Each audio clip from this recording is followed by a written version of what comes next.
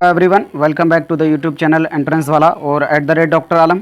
I am Mohammad Ubais Alam, second year MBBS student at government medical college Fatehpur. तो अभी इस video में मैं कंप्लीट इन्फॉर्मेशन आपको देने वाला हूँ यूपी आयुष काउंसलिंग 2023-24 के बारे में। इसके जितने भी काउंसलिंग के रूल्स हैं, स्टेप बाय स्टेप पूरा प्रोसेस क्या रहने वाला है काउंसलिंग का और किन चीज़ों का आपको ध्यान रखना है, कंप्लीट इसमें डिस्कस करेंगे। कॉलेज वाइज फीस, कितने कॉलेजेस हैं जो काउंसलिंग में पार्टिसिपेट कर रहे हैं, government colleges plus private colleges, सबकी फ़ीस। और जैसे कि यूपी एक ओपन स्टेट है तो पूरे इंडिया के स्टूडेंट यहाँ पर अप्लाई कर सकते हैं। तो उनके लिए क्या क्या एलिजिबिलिटी क्राइटेरिया है और जो यहाँ के रहने वाले हैं, और काउंसलिंग की फ़ीस कितनी है, कैसे वो रिफ़ंड होगी, सारे रूल्स यहाँ पर बता दूंगा। क्योंकि यहाँ पर फ्री एग्जिट का भी ऑप्शन नहीं है। तो क्या क्या रूल्स हैं, किन केस में आपकी सिक्योरिटी मनी बची रहेगी, किन केस में जब्त कर ली जाएगी, वो सारे रूल्स मैं इसमें बता दूंगा। तो ये ऑफिशियल वेबसाइट है। यहाँ पर आई थिंक काफ़ी स्टूडेंट ने जाकर देख लिया होगा। जो शेड्यूल और ब्राउज़र है वो आ चुका है। अबाउट काउंसलिंग पर जब आप क्लिक करेंगे वहाँ से भी डाउनलोड कर सकते हैं, या फिर नीचे नोटिफिकेशंस के सेक्शन में आपको यहाँ पर देखने को मिलेगा। गवर्नमेंट ऑर्डर के ऑप्शन में भी आपको देखने को मिलेगा। तो दोनों में से किसी पर भी जाकर आप देख सकते हैं। यहाँ पर जब आप यूपी आयुष ब्राउज़र UG 2023 पर जब आप क्लिक करेंगे तो यहाँ पर डाउनलोड का ऑप्शन आएगा। मैं ऑलरेडी डाउनलोड कर चुका हूँ तो इसको ओपन कर लूँगा। तो आपके सामने ये जो कंप्लीट PDF है रूल्स एंड रेगुलेशंस की आपके सामने आ जाएगी, जिसमें 39 पेजेस हैं। यहाँ को आपको दिख रहा होगा यूपी सरकार की तरफ से यूपी आयुष काउंसलिंग के लिए ये जो ऑफिशियल वेबसाइट है। जिन स्टूडेंट को नहीं पता है वो देख लें, upayushcounseling.upsdc.gov.in। और जितने भी स्टूडेंट यूपी के अंदर प्राइवेट कॉलेजेस में एडमिशन लेना चाह रहे थे तो उनको रजिस्ट्रेशन इसी वेबसाइट पर करना होगा। जैसे मैं पहले ही बता चुका हूँ, जितने भी प्राइवेट कॉलेजेस हैं उनके लिए आपको स्टेट वाइज काउंसलिंग कराना होता है। ऑल इंडिया कोटा के अंदर प्राइवेट कॉलेजेस नहीं आते हैं। उसमें सिर्फ और सिर्फ गवर्नमेंट, सेमी गवर्नमेंट की 15% सीट्स प्लस जो डीम्ड कॉलेजेस होते हैं उनकी 100% सीट प्लस सेंट्रल यूनिवर्सिटीज़ और नेशनल इंस्टीट्यूट्स की 100% सीट्स आती हैं सिर्फ और सिर्फ। यहाँ पर आपको साफ दिख रहा होगा किन किन कॉलेजेस के लिए यहाँ पर काउंसलिंग हो रही है, BAMS, BOMS और BHMS के लिए। और गवर्नमेंट प्लस प्राइवेट सभी कॉलेजेस की, चाहे वो स्टेट माइनॉरिटी के अंदर आती कोई यूनिवर्सिटी हो या कॉलेज हो, सब कुछ। तो यहाँ पर पहले इन्होंने किन किन पेज पे क्या इन्फॉर्मेशन दी हुई है वो यहाँ पर दी हुई है। मैं यहाँ पर आपको जितनी भी इंपॉर्टेंट चीज़ें रहेंगी वो यहाँ पर आपको बताने वाला हूँ। यहाँ पर जो हेल्पलाइन नंबर है वेबसाइट का, अगर आपको काउंसलिंग में कोई दिक्कत आती है तो ऑफिशियली जो यूपी आयुष काउंसलिंग की तरफ से ये 2 नंबर और ये जीमेल है, यहाँ से आप कॉन्टैक्ट कर सकते हैं। सबसे पहले टाइम टेबल की बात की जाए तो यूपी आयुष काउंसलिंग के लिए जो फर्स्ट राउंड का टाइम टेबल है, प्रथम काउंसलिंग चक्र की, तो यहाँ पर ऑनलाइन पंजीकरण एवं अभिलेख अपलोड करने की तिथि, यानी यहाँ पर आपको डॉक्यूमेंट्स भी अपलोड करने होंगे और रजिस्ट्रेशन भी करना होगा। तो उसकी जो डेट है 8 सितंबर 2023 1 बजे से लेकर दिनांक 10 सितंबर 2023 रात के 11:59 तक, जहाँ पर आपको 3 दिन का टाइम दिया गया है।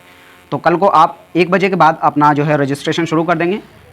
और यहाँ पर आपको डॉक्यूमेंट्स भी अपलोड करने होंगे। जैसे ऑल इंडिया कोटा में क्या था, वहाँ पर आपको डॉक्यूमेंट अपलोड नहीं करने पड़े थे, लेकिन यूपी कोटा के अंदर ऑनलाइन वेरिफिकेशन भी है डॉक्यूमेंट का, जिसमें सिर्फ कुछ डॉक्यूमेंट मांगे हैं। बाकी जो बचे हुए डॉक्यूमेंट हैं वो एडमिशन के टाइम पे लगेंगे। कौन कौन से डॉक्यूमेंट हैं जो आपको पहले जमा करने हैं या अपलोड करने हैं वो मैं आपको आगे बता दूंगा, और कौन कौन से डॉक्यूमेंट बाद में लगाने हैं और उनका क्या फॉर्मेट है वो सब कुछ भी यहाँ पर डिस्कस कर लेंगे। तो वीडियो थोड़ी लंबी हो सकती है, उसको थोड़ा मैनेज कर लेना। और जितने स्टूडेंट भी पेड काउंसलिंग ज्वाइन करना चाहते हैं वो नीचे डिस्क्रिप्शन में ग्रुप का लिंक दिया है, आप व्हाट्सएप ग्रुप को ज्वाइन करेंगे और फिर उसके बाद ऐप को डाउनलोड करके वहाँ से पेड काउंसलिंग जस्ट 1000 रुपीज़ में आपको कंप्लीट गाइडेंस दिया जाएगा ऑल इंडिया कोटा काउंसलिंग के लिए प्लस स्टेट कोटा काउंसलिंग के लिए, और complete preference list, complete information colleges की, college wise fees, cut off, सब कुछ, और जितने काउंसलिंग में आपके डाउट्स होंगे वो टीम आपको सॉल्व करके देगी। तो जो लोग चाहते हैं वहाँ पर ज्वाइन कर सकते हैं। बाकी अगर खुद से करना चाहते हैं तो खुद से भी कर सकते हैं, उसमें कोई दिक्कत की बात नहीं है।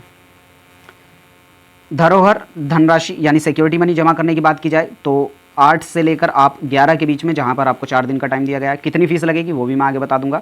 ऑनलाइन अभिलेखों का सत्यापन, यानी जो आपके डॉक्यूमेंट अपलोडेड हैं उनका जो वेरिफिकेशन होगा वो 9 सितंबर से लेकर 13 सितंबर के बीच में, यानी 5 दिन का यहाँ पर टाइम है। आपकी जो स्टेट मेरिट लिस्ट है उसका जो प्रकाशन है, यानी वो आउट होगी 14 सितंबर को 5:30 बजे।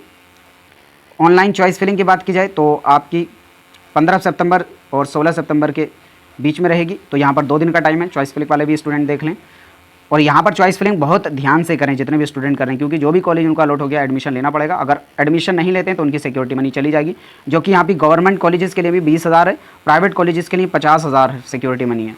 तो देखें काफ़ी बड़ा अमाउंट है, तो स्टूडेंट यहाँ पर ये ज़रूर ध्यान से देख लेना। तो प्रेफरेंस लिस्ट के लिए अगर आपको कॉलेजेस की इन्फॉर्मेशन नहीं है तो मैं तो कहूँगा पेड काउंसलिंग आप ज्वाइन कर सकते हैं, जहाँ पर आपको प्रेफरेंस लिस्ट बना के टीम की तरफ से मिल जाएगी।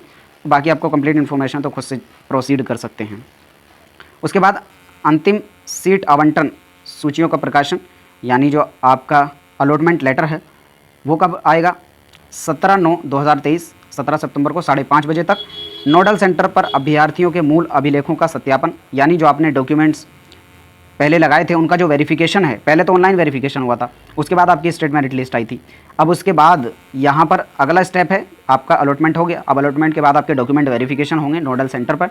नोडल सेंटर क्या होता है कि कुछ जो कॉलेजेस होते हैं उनको नोडल सेंटर बना दिया जाता है, जहाँ पर जो है आपका डॉक्यूमेंट का वेरिफिकेशन होता है।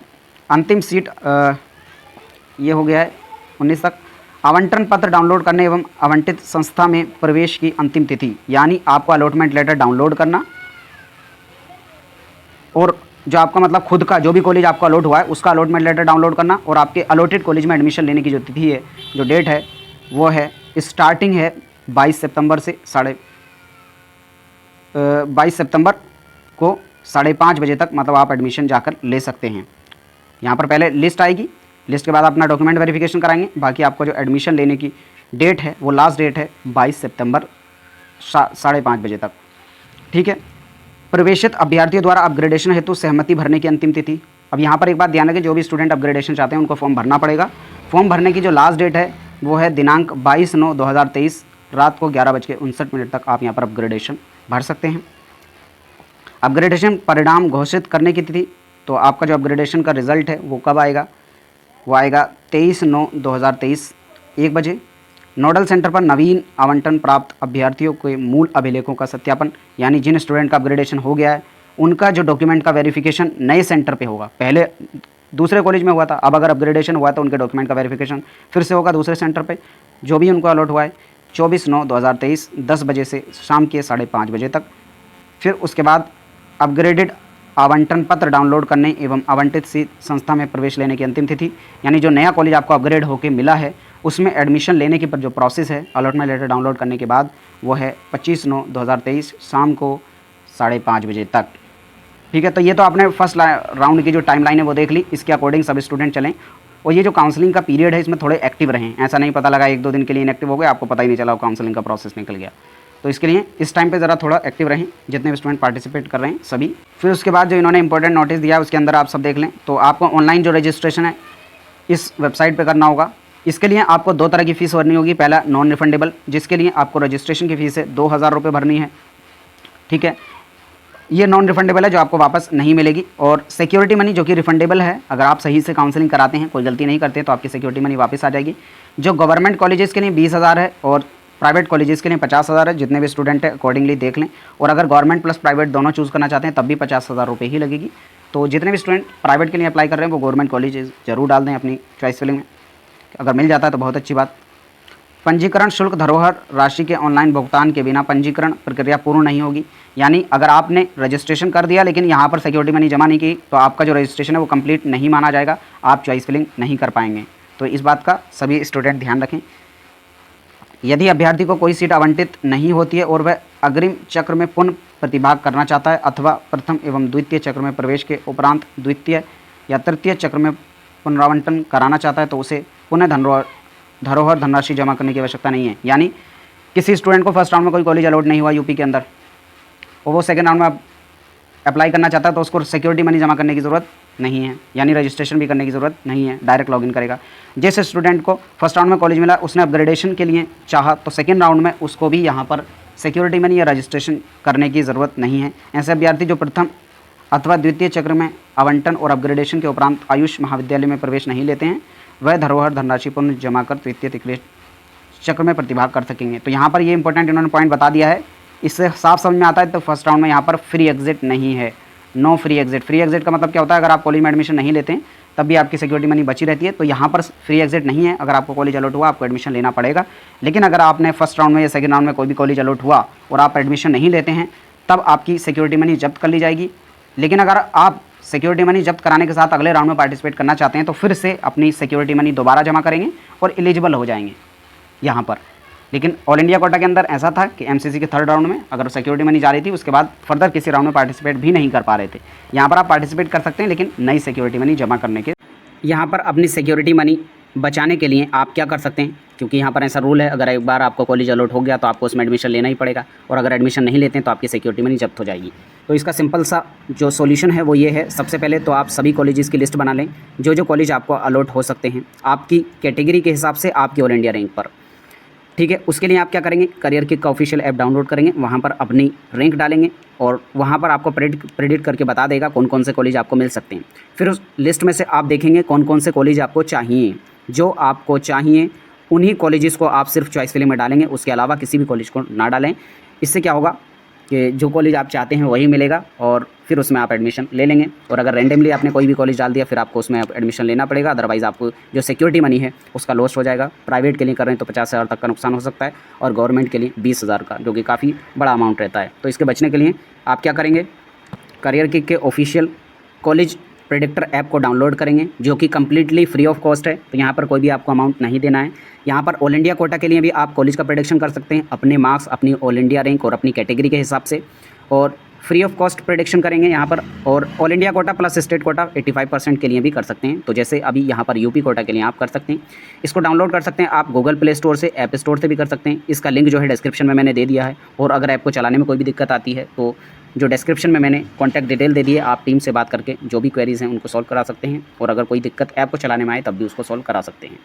ठीक है, अब मैं आपको बता देता हूँ कैसे आप अपनी ऑल इंडिया रैंक और कैटेगरी के हिसाब से सेलेक्ट करेंगे कि आपको कौन सा कॉलेज मिलेगा। उसके लिए मैं आपको ऐप पर ले जाकर बता देता हूँ। तो जब आप करियर किक का ऑफिशियल ऐप डाउनलोड कर लेंगे उसके बाद आप साइनअप करेंगे। साइनअप के बाद आपको कुछ इस टाइप का इंटरफेस मिलेगा, जहां पर होम पर आपको सबसे पहले अलग अलग जो अपडेट हैं काउंसलिंग से रिलेटेड आती हुई दिखेंगी। वो चाहे ऑल इंडिया कोटा से रिलेटेड हो, स्टेट काउंसलिंग से रिलेटेड हो, कोई भी नया नोटिफिकेशन हो, अपडेट हो, वो सब यहाँ पर आपको देखने को मिलेगा। उसके साथ ही दूसरा ऑप्शन जो आपको देखने को मिलेगा वो होगा कॉलेजेस से रिलेटेड। तो जितने भी कॉलेजेस हैं उनकी अपडेट, उनकी इन्फॉर्मेशन सब यहाँ पर आपको मिल जाएगी। और सबसे यूनिक जो अच्छा फीचर यहाँ पर है और जो कि फ्री ऑफ कॉस्ट अभी है वो है प्रेडिक्शन का। तो आप अपने कॉलेज का प्रेडिक्शन यहाँ पर कर सकते हैं, चाहे MBBS, BDS या BSc नर्सिंग काउंसलिंग के लिए, या फिर यहाँ पर फॉर एग्जांपल आयुष काउंसलिंग के लिए आप सेलेक्ट करना चाहते हैं। तो यहाँ पर अपनी डिटेल्स किस तरह डालेंगे, अभी आप यूपी कोटा के लिए देखना चाहते हैं तो आयुष यूपी उत्तर प्रदेश सेलेक्ट करेंगे। फिर ईयर सेलेक्ट करेंगे क्योंकि 2022 का भी डाटा है, उसके हिसाब से आप देखेंगे। फिर अपना कोर्स सेलेक्ट करेंगे किसके लिए आप देखना चाहते हैं, फॉर एग्जाम्पल BAMS के लिए। तो यहाँ पर आपको गवर्नमेंट प्लस प्राइवेट सभी की इन्फॉर्मेशन आपको मिल जाएगी। ये डालने के बाद अपनी कैटेगरी कोटा डालेंगे तो उसके हिसाब से मिल जाएगा, या फिर सिर्फ आप डायरेक्ट यहाँ पर अपनी ऑल इंडिया रैंक डाल देंगे। फॉर एग्जांपल मैं 55,000 अपनी ऑल इंडिया रैंक डालता हूँ, उसके अकॉर्डिंग मुझे कौन कौन से कॉलेजेस मिल सकते हैं। तो यहाँ पर लिस्ट आपके सामने आ जाएगी जितने भी कॉलेजेस होंगे। ठीक है, तो इस तरह से आपको जितनी भी इन्फॉर्मेशन होगी वो मिल जाएगी, गवर्नमेंट प्लस प्राइवेट सभी कॉलेजेस की, जितने भी आपकी रैंक पर आपकी कैटेगरी के हिसाब से। क्योंकि मैंने यहाँ पर कैटेगरी नहीं डाली थी तो बाकी जो अनरिजर्व के अलावा कैटेगरी हैं उनसे भी आपको यहाँ पर देखने को मिल जाएगा। फॉर एग्जांपल यहाँ पर SC के थ्रू देख गया, तो आप जब अपनी कैटेगरी यहाँ पर डाल देंगे तो सिर्फ आपकी कैटेगरी से जो कॉलेज मिलेंगे वो मिल जाएंगे, दिख जाएंगे। और यहाँ पर प्राइवेट प्लस गवर्नमेंट सभी कॉलेजेस आप यहाँ पर देख सकते हैं और फिर अकॉर्डिंगली चॉइस फिलिंग कर सकते हैं। सिर्फ उन्हीं कॉलेजेस को डालें, पहले यहाँ से देख लेंगे कौन कौन से कॉलेज मिल सकते हैं और फिर उसके बाद उन कॉलेजेस की इन्फॉर्मेशन लेकर फिर उनको चॉइस फिलिंग में डालें। इससे आपकी सिक्योरिटी मनी बच जाएगी। साथ और अगर कोई स्टूडेंट सिक्योरिटी मनी जमा नहीं करता है तो उनको चॉइस फिलिंग का ऑप्शन नहीं दिया जाएगा और सिक्योरिटी मनी उन स्टूडेंट की वापस आ जाएगी। इस पॉइंट में बताया है कि जो अपना एडमिशन कंप्लीट कर लेते हैं, तो जब पूरी काउंसलिंग प्रोसेस कंप्लीट हो जाएगी तो उनका पैसा जो है वो उसी बैंक खाते में आएगा। ये बात ध्यान रखें। अभ्यर्थी की धरोहर धनराशि उसी बैंक खाते में आएगी जिस खाते से उसने धरोहर धनराशि का भुगतान किया होगा। यहाँ पर AA-CCC की तरह नहीं होगा। एक बात ध्यान रखें सभी स्टूडेंट, AA-CCC में क्या था, आपसे डॉक्यूमेंट मांगा था, बैंक डिटेल मांगी थी जिसके अंदर आपको अमाउंट वापस आएगा। लेकिन यहाँ पर इन्होंने क्या कहा है, आपसे बैंक की डिटेल्स नहीं मांगेंगे, जिस अकाउंट से आपने फीस कटाई होगी अपने आप उसी बैंक अकाउंट में चला जाएगा। तो इसलिए सभी स्टूडेंट अपने अकाउंट से फ़ीस कटाएं ताकि जो फीस है सिक्योरिटी मनी की वापस आपके अकाउंट में आए। तो यहाँ पर इन्होंने खुद भी लिख दिया है किन किन केसेस में आपकी जो सिक्योरिटी मनी है वो जब्त कर ली जाएगी। तो यहाँ पर पहला पॉइंट है, अगर आपको पहले राउंड, दूसरे राउंड, तीसरे राउंड या फिर स्टे वैकेंसी राउंड में आपको कोई भी कॉलेज मिलता है, आप अगर एडमिशन नहीं लेते हैं तो आपकी सिक्योरिटी मनी जब्त कर ली जाएगी। दूसरा पॉइंट, प्रथम एवं द्वितीय चक्र की काउंसलिंग से आवंटित एवं प्रवेशित अभ्यर्थी यदि अपग्रेडेशन के उपरांत अपग्रेडेड कॉलेज में प्रवेश नहीं लेता, किसी को फर्स्ट राउंड में फॉर एग्जांपल कॉलेज मिला, उसने अपग्रेडेशन चाहा और वो सेकंड राउंड के अपग्रेडेड कॉलेज में एडमिशन नहीं लेता है, तब भी उसकी सिक्योरिटी मनी जब्त कर ली जाएगी। अगला केस है, ये पॉइंट काफ़ी अच्छा है, इसे स्टूडेंट अच्छे से समझ लेना। ये जो पॉइंट है तीसरा वाला, ये आपको ऑल इंडिया कोटा यानी AA-CCC के लिए एक ऑप्शन प्रोवाइड कर रहा है। यहाँ पर क्या है, अगर आपको यूपी के अंदर कोई कॉलेज मिला फॉर एग्जांपल फर्स्ट राउंड में और आपने एडमिशन ले लिया, ठीक है, उसके बाद आपका ऑल इंडिया का राउंड 2 होगा, क्योंकि राउंड 1 ऑलरेडी कंप्लीट हो चुका, अब राउंड 2 होगा। राउंड 2 में आपने ऑल इंडिया में भी पार्टिसिपेट किया और आपको ऑल इंडिया के अंदर अच्छा कॉलेज मिल गया और आप चाहते हैं कि ऑल इंडिया के कॉलेज में चले जाएँ। उस टाइम पर अगर आप यूपी के कॉलेज को छोड़ते हैं, छोड़ सकते हैं, पहली बात तो आप छोड़ सकते हैं, और जब आप इस कॉलेज को छोड़ेंगे तो आपकी सिक्योरिटी मनी भी बची रहेगी। सिर्फ और सिर्फ आपका जो एडमिशन चार्ज था वो हो जाएगा 1000 रुपये का, बाकी आपकी फ़ीस भी वापस कर दी जाएगी, आपकी सिक्योरिटी मनी भी वापस कर दी जाएगी। इसको अच्छे से देख लें, काफ़ी अच्छा पॉइंट है, फ़ायदेमंद है जो स्टूडेंट ऑल इंडिया कोटा में आगे पार्टिसिपेट करना चाहते हैं। तो अगर उनको अच्छा कॉलेज ऑल इंडिया कोटा से मिल जाता है तो डेफिनेटली यूपी का कॉलेज छोड़ के वो जा सकते हैं और उनको सिक्योरिटी मनी और फीस भी वापस कर दी जाएगी। सिर्फ जो एडमिशन चार्ज होगा वो आपका नहीं मिलेगा वापस, तो इस चीज़ को आप देख लें। बाकी एलिजिबिलिटी क्राइटेरिया की बात की जाए तो आप नीट क्वालिफाई होने चाहिए। नीट क्वालिफाई मतलब आपके जो मार्क्स हैं जनरल या ईडब्ल्यूएस हैं तो 137 या उससे ज़्यादा होने चाहिए, या फिर ओबीसी एससी एसटी किसी कैटेगरी से हैं तो 108 या फिर उससे ज़्यादा आपके मार्क्स होने चाहिए, तब अप्लाई कर सकते हैं। बाकी जो EEEC एक लिस्ट जारी करेगी कुछ दिन में जिसमें इन एलिजिबल कैंडिडेट्स की लिस्ट होगी, तो अगर उसमें आपका नाम आ जाता है तब भी आप यहाँ पर अप्लाई नहीं कर पाएंगे। फॉर एग्जांपल आपने मोपअप के अंदर ऑल इंडिया कोटा से कोई सीट मिली और उसने छोड़ दिया, तब आपके जो है उस इन एलिजिबल कैंडिडेट की लिस्ट में आपका नाम आ जाएगा और आप किसी भी काउंसलिंग में पार्टिसिपेट कर पाएंगे, ना ही यूपी में ना ही ऑल इंडिया कोटा में। ठीक है। बाकी एजुकेशनल क्वालिफिकेशन में जो आपकी जनरल या ईडब्ल्यूएस हैं तो आपके 50% मार्क्स होने चाहिए, या फिर किसी कैटेगरी से बिलोंग करते हैं तो आपके 40% मार्क्स हैं तब भी चल जाएगा, और अगर जनरल या पीडब्ल्यूडी के साथ हैं तो आपके 45% मार्क्स होने चाहिए, तभी आप यहाँ पर अप्लाई कर सकते हैं। और उसके साथ अगर BOMS में एडमिशन लेने जा रहे हैं तो स्टूडेंट ध्यान रखें, उनके पास 10th या 12th में अगर उर्दू है तो उनको BOMS के फर्स्ट ईयर में उर्दू नहीं पढ़नी पड़ेगी, लेकिन अगर उन्होंने पहले उर्दू नहीं पढ़ी है 10th या 12th में फिर भी BOMS में एडमिशन लेना चाहते हैं तो एडमिशन हो जाएगा उनका, लेकिन BOMS के फर्स्ट ईयर में उनको उर्दू पढ़नी पड़ेगी, बस ये रूल है। उसके बाद एज लिमिट की बात की जाए तो कम से कम आपकी 17 साल उम्र होनी चाहिए, ज़्यादा की कोई भी लिमिट यहाँ पर नहीं दी गई है। यहाँ पर फिर डोमिसाइल सर्टिफिकेट के बारे में स्टूडेंट जान लें तो राजकीय यानी जो गवर्नमेंट कॉलेजेस हैं, चाहे वो आयुर्वेदा के हों, होम्योपैथी के हों या यूनानी के हों, अगर आप गवर्नमेंट कॉलेज में अप्लाई करना चाहते हैं तो आपके पास या तो डोमिसाइल होना चाहिए, 2 पॉइंट है, या तो आपके पास डोमिसाइल होना चाहिए, और अगर आपके पास डोमिसाइल नहीं है तो दूसरा पॉइंट आपने 10th class plus 12th class UP के अंदर रह के पढ़ी होनी चाहिए। यूपी के अंदर रह के पढ़नी होने का मतलब ये नहीं कि यूपी कोटा से किसी भी मतलब आपने बोर्ड से पढ़ी हो, चाहे CBSE से ICSE से, लेकिन यूपी के अंदर रह के अगर आपने पढ़ाई की है 10th और 12th की, तब आपको डोमिसाइल दिखाने की ज़रूरत नहीं है। और अगर आपने कोई एक यूपी के अंदर से पढ़ा है, फॉर एग्जांपल 10th या 12th, और बाकी दूसरा कहीं बाहर से पढ़ा है, तब आपको डोमिसाइल लगाना पड़ेगा, तभी आप गवर्नमेंट कॉलेज के लिए अप्लाई कर पाएंगे। ठीक है। यहाँ पर जो प्राइवेट कॉलेजेस के लिए हैं वहाँ पर अगर आप स्टेट की 85% सीट की बात करेंगे तो यहाँ पर डोमिसाइल की भी ज़रूरत नहीं है। मतलब जो प्राइवेट कॉलेजेस के यहाँ पर सीट्स हैं, मतलब अगर आप प्राइवेट कॉलेज के लिए किसी में भी अप्लाई करना चाहते हैं तो आपको डोमिसाइल की ज़रूरत नहीं है, नो डोमिसाइल इज़ नीडेड, तो आप डायरेक्टली यहाँ पर अप्लाई कर सकते हैं। जैसे कि यूपी एक ओपन स्टेट भी है तो यहाँ पर, और जितनी भी सीट्स होंगी वो सब ओपन इन नेचर होंगी, ये याद रखें आप। ओपन नेचर का मतलब क्या है, आपको कैटेगरी का रिजर्वेशन यहाँ पर नहीं मिलेगा, लेकिन ये छूट आपको मिलेगी जो न्यूनतम क्वालिफिकेशन मार्क्स हैं, मतलब जो एलिजिबिलिटी क्राइटेरिया मैंने बताया था ना कि आप अप्लाई तभी कर सकते हैं अगर क्वालिफाई के अबव हैं। फॉर एग्जांपल कोई OBC से बिलोंग करता है या SC ST से बिलोंग करता है तो उसके अगर 110 नंबर भी हैं तब भी वो अप्लाई कर सकता है, 108 नंबर है वो भी अप्लाई कर सकता है। फॉर एग्जांपल अगर कोई जनरल से या EWS से बिलोंग करता है, उसके 130 नंबर हैं तो अभी वो अप्लाई नहीं कर पाएगा। क्यों? क्योंकि वो एलिजिबिलिटी क्राइटेरिया के नीचे है, और ये अगर कैटेगरी से बिलोंग करता है तो ये अप्लाई कर सकता है। तो ये वाला रिजर्वेशन तो चलेगा, लेकिन अलॉटमेंट के टाइम पर कोई भी रिजर्वेशन नहीं होगा, जनरल की तरह सबको अलॉट किया जाएगा। फिर उसके बाद रजिस्ट्रेशन के लिए इन्होंने बता दिया है कहाँ पे आपको रजिस्ट्रेशन करना है, स्टेप बाय स्टेप। आपको ayushcounseling.upsdc.gov पर जाकर रजिस्ट्रेशन फ़ीस आपकी 2000 रुपये लगेगी, जो कि नॉन रिफंडेबल है। उसके बाद आपकी सिक्योरिटी मनी जो है गवर्नमेंट कॉलेजेस के लिए 20,000 रुपये लगेगी, और अगर प्राइवेट कॉलेज के लिए जाना चाहते हैं तो 50,000 लगेगी, और अगर दोनों में जाना चाहते हैं गवर्नमेंट प्लस प्राइवेट तो यहाँ पर आपने फ़ीस दे दी है 50,000। अगर गवर्नमेंट प्लस प्राइवेट दोनों में जाना चाहते हैं तो, और सिर्फ गवर्नमेंट में जाना चाहते हैं तो सिर्फ 20,000 रुपये आपकी सिक्योरिटी मनी लगेगी। ठीक है। बाकी यहाँ पर जो काउंसलिंग से जो सिक्योरिटी मनी से रिलेटेड रूल्स हैं वो मैं ऑलरेडी ऊपर बता चुका हूँ आपको, तो ऊपर वाले पार्ट में कवर हो गए। बस ये यहाँ पर खास बात बताइए कि जिस बैंक अकाउंट से आप फ़ीस कटाएंगे उसी बैंक अकाउंट में वापस फ़ीस आपकी आ जाएगी, तो ये बात आप ध्यान रखें। और यहाँ पर एक और जो एक्स्ट्रा स्टेप था ऑनलाइन डॉक्यूमेंट वेरिफिकेशन का, तो ऑनलाइन डॉक्यूमेंट वेरिफिकेशन में आपको किन किन डॉक्यूमेंट को अपलोड करना होगा। पहला हाई स्कूल अथवा समकक्ष, यानी जो उसके साथ के अगर कोई आप मार्कशीट लगा रहे हैं तो, और उसका प्रवेश पत्र आपको लगाना पड़ेगा। तो एडमिट कार्ड के लिए स्टूडेंट देख लें, और अगर एडमिट कार्ड नहीं है तो उसके लिए आप जो वेबसाइट है इनकी काउंसलिंग की वहाँ पर कॉन्टैक्ट करें कि जिसके पास नहीं है तो वो कैसा करे, क्योंकि हाई स्कूल का प्रवेश पत्र यानी एडमिट कार्ड होना स्टूडेंट के पास काफ़ी मुश्किल की चीज़ है इतने साल बाद होना। इंटरमीडिएट के लिए आपको पास यहाँ पर इंटरमीडिएट की यानी 12th की मार्कशीट प्लस उसका प्रवेश पत्र यानी एडमिट कार्ड, नीट यूजी 2023 का स्कोर कार्ड, और अगर कोई रिजर्वेशन से आप अप्लाई कर रहे हैं ओबीसी एससी एसटी ईडब्ल्यूएस या कोई भी, तो उसका आपका सर्टिफिकेट लगाना होगा। तो ये मेन 4 डॉक्यूमेंट्स यहाँ पर आपको ऊपर दिख रहे हैं, और फिर 2 डॉक्यूमेंट्स यहाँ पर नीचे आपको दिख रहे हैं। डोमिसाइल सर्टिफिकेट एक जो यूपी के आदेशानुसार होना चाहिए ऑब्वियसली, जो गवर्नमेंट कॉलेजेस के लिए अप्लाई कर रहे हैं तो यहाँ पर उनको लगाना ही पड़ेगा, और अगर प्राइवेट्स के लिए कर रहे हैं तो यहाँ पर उसको लगाने की भी ज़रूरत नहीं है। अभ्यर्थी का आधार प्रमाणीकरण कराना जाएगा, मतलब जो उनको है अपना आधार या कोई भी उसको एक प्रमाण देना होगा, मतलब अपना आइडेंटिटी प्रूफ यहाँ पर लगाना होगा, ठीक है। और यहाँ पर जितने भी राउंड होंगे हर राउंड के पहले यहाँ पर स्टेट मेरिट लिस्ट आएगी, जिसमें जितने भी स्टूडेंट ने पार्टिसिपेट किया है उनकी कौन सी स्टेट रैंक है वो यहाँ पर दिखाई जाएगी। फिर उसके बाद जब आपको कॉलेज अलॉट हो जाएगा तो वहाँ पर फिजिकल वेरिफिकेशन होगा। फिजिकल वेरिफिकेशन में आपके कौन कौन से डॉक्यूमेंट्स लगेंगे वो आप देख लें।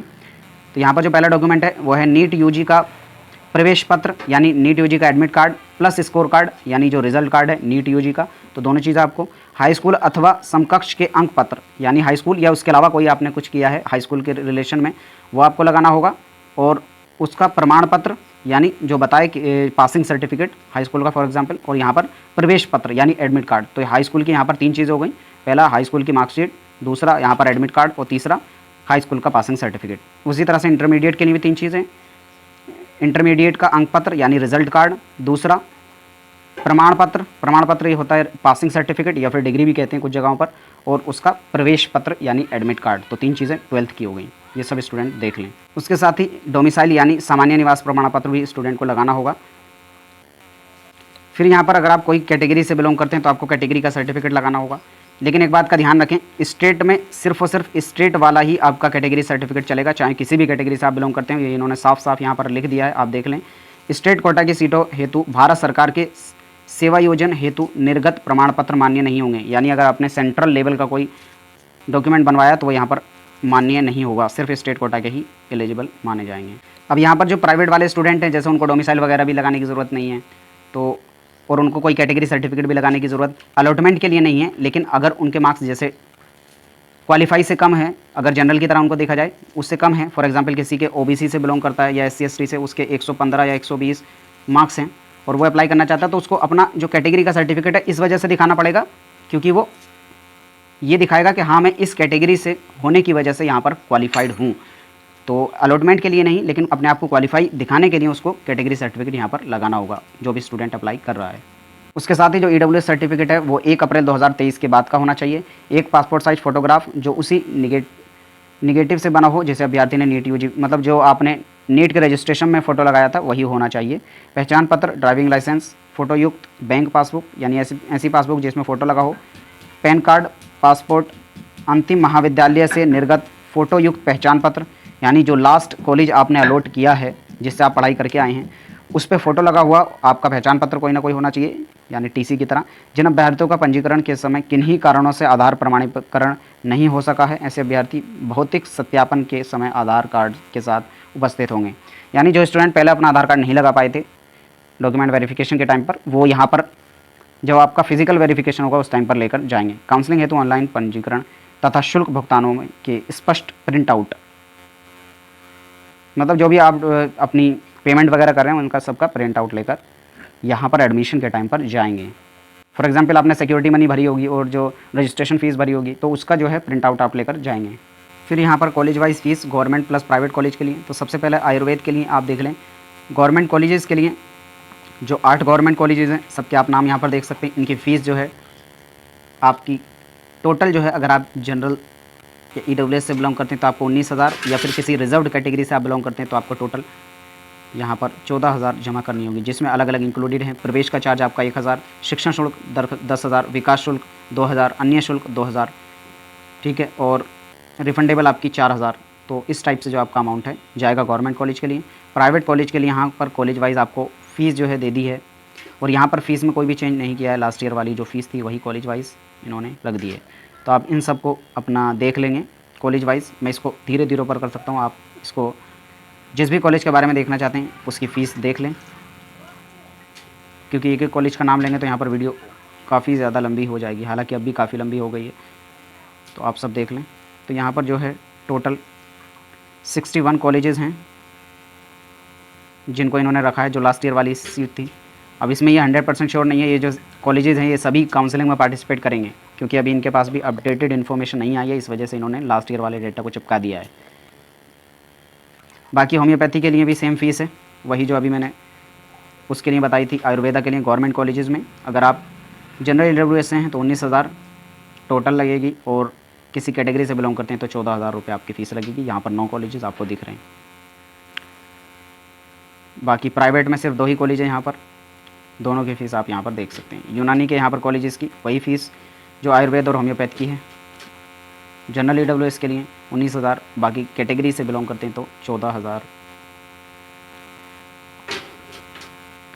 बाकी प्राइवेट कॉलेज के लिए अगर आप देखना चाहेंगे तो यहाँ पर देख लेंगे यूनानी के सभी कॉलेजेस की क्या क्या फ़ीस है कॉलेज वाइज और उनके नेम। टोटल 10 कॉलेजेस हैं, ठीक है। तो यहाँ पर कंप्लीट इन्फॉर्मेशन जो है हो गई है। उसके बाद यहाँ पर अलग अलग फॉर्मेट्स वगैरह दिए हैं, किस फॉर्मेट में आपको कौन सा सर्टिफिकेट बनाना है, तो आप इन सबको देख लें और पूरे PDF को अच्छे से पढ़ लें। इसके बाद आपकी कोई क्वेरी बचती है तो आप कमेंट बॉक्स में बता सकते हैं, मैं ज़रूर अप्लाई करने की कोशिश करूँगा। तो तब तक के लिए आप चैनल को सब्सक्राइब करें, वीडियो को लाइक करें, अपने फ्रेंड्स में ज़रूर शेयर करें। Thank you.